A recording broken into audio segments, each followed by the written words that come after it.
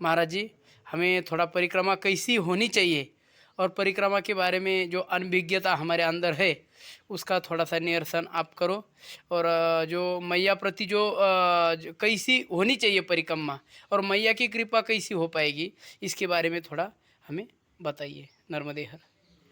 नर्मदे हर।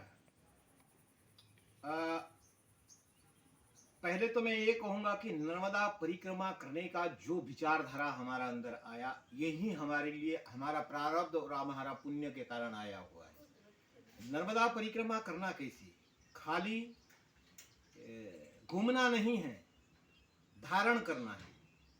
तो नाम नर्मदा का धारण, हम योगी या तपस्वी या सन्यासी, इनों में से कोई भी हम नहीं है। हम संसार से भी आए हैं, हो सकता है कोई साधु महात्मा भी कर रहे हो या सुन रहे हो, लेकिन अगर 40 साल हम वन में नहीं रह सकते या परिवार छोड़ के हम आश्रम नहीं बना सकते, लेकिन परिक्रमा मात्र से हमारा जो ईश्वर साक्षात्कार जिसको कहा गया, जिसे ईश्वर का दर्शन कहा गया, जिसके भक्ति ज्ञान और योग की समन्वय होगा, समान भाग में तीनों होगा। तीनों जो मार्ग बताया गया हमारा शास्त्रों ने, भक्ति योग, ज्ञान योग और योग मार्ग, ये तीनों जो मार्ग बताया गया, ये तीनों मार्ग परिक्रमा में सुलभता से प्राप्त होता है।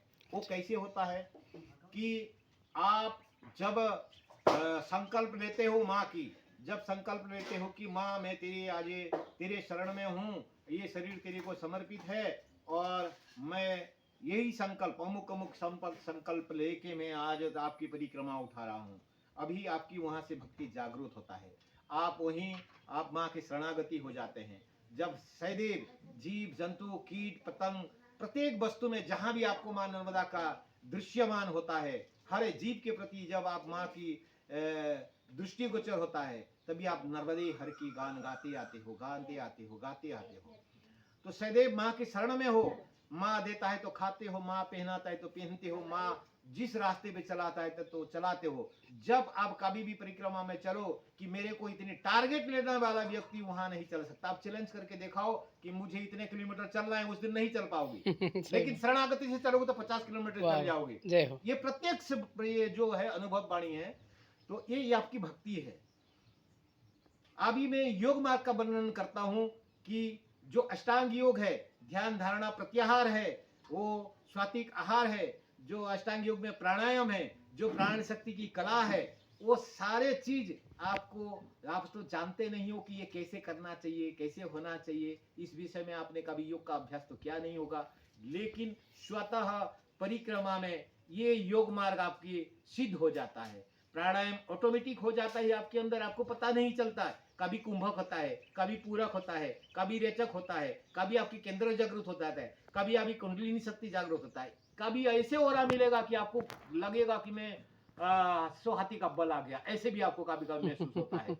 तो वो क्या है, वो आपकी प्राण शक्ति जागृत होता है। इसीलिए तो योग मार्ग में आप तो सूर्य नमस्कार कर नहीं रहे हो, आप ब्राह्मणी प्राणायाम कर नहीं रहे हो, आप षष्टांग आसन कर ही नहीं रहे हो, क्या पादोपश्चिम आसन आप कर नहीं रहे हो, कटांग योग कर नहीं रहे हो। आप फिर भी जब बैग लेके चलते हो, कभी टेढ़ी मेढ़ी रास्ता होता है, कभी ऊंची पहाड़ी के जगह होता है, कभी चढ़ना होता है, कभी उतरना होता है, तो उसी समय में स्वतः आपकी प्राण शक्ति इतनी विकसित हो जाता है कि सारे योग आपके अंदर प्रकट हो जाते हैं, सारे योग आपका अभ्यास हो जाता है।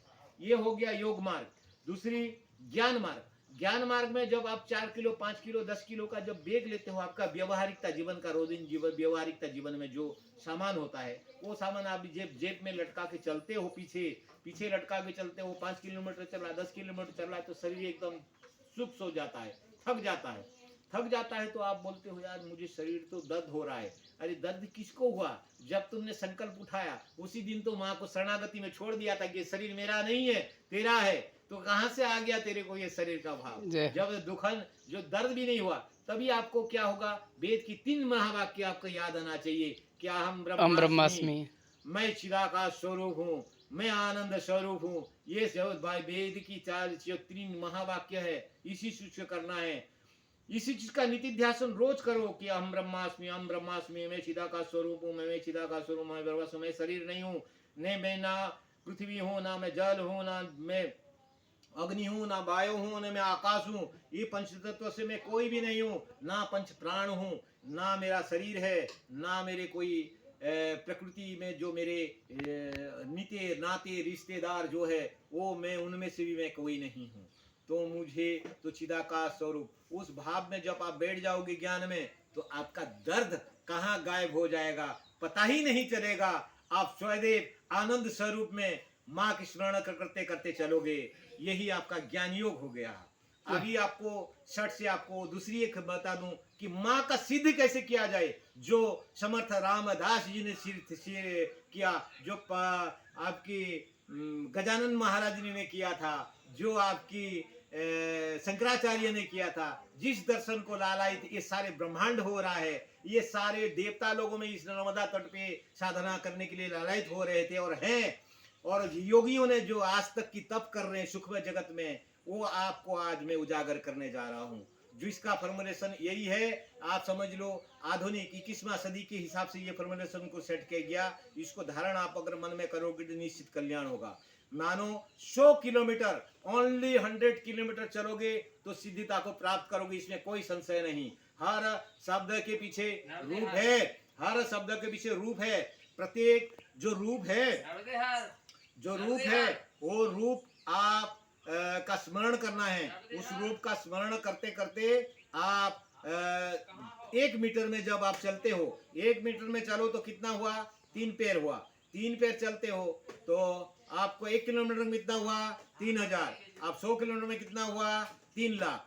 जो शास्त्र कहता है कि आप एक अक्षर मंत्र को सिद्ध करने के लिए 1.25 लाख मंत्र का जप करना चाहिए। और जो हिंसक है, जो पैदल आए तो कीड़े मकोड़े जो आसपास की जो आपकी जंतु मर गए, उनकी पुण्य भी तो आपको अर्जित करके देना है।